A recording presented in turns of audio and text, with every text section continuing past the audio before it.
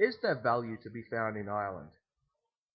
This is a question I've heard a lot over the past 12 months across a backdrop of generally poor economic data.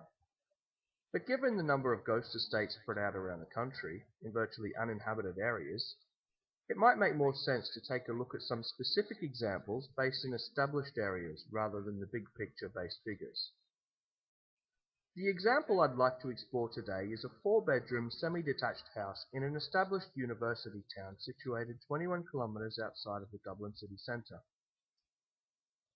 A landlord can comfortably expect an average 95% occupancy, largely due to a massive shortfall in student accommodation, and a rental income of €1,150 per month, and that's relatively conservative.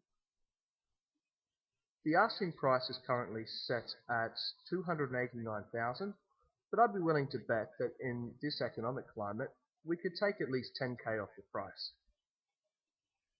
So I'll be assuming a market value and expected sale price of around $279,000.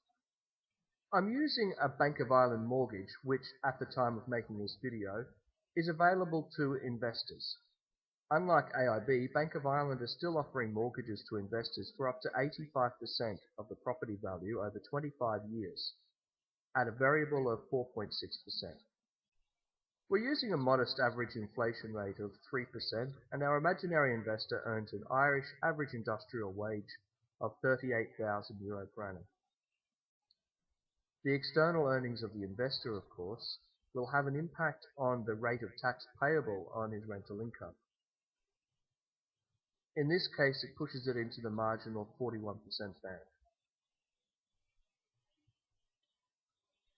As you can see from the images flashing across the screen, a positive pre-tax cash flow is achieved in year 8 in this example, while positive after-tax cash flow isn't achieved until year 15.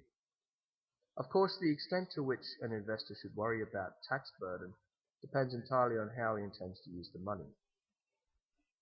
I'll admit I've seen better, but I've also seen much worse, and this does represent greater value to an investor than was available a few years ago, especially when you consider that the tenant is paying 100% of the interest bill for the entire duration of the mortgage.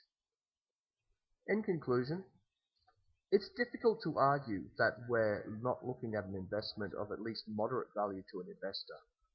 I'd have to conclude that regardless of the state of the overall market, there are good investment properties out there. You just have to find them.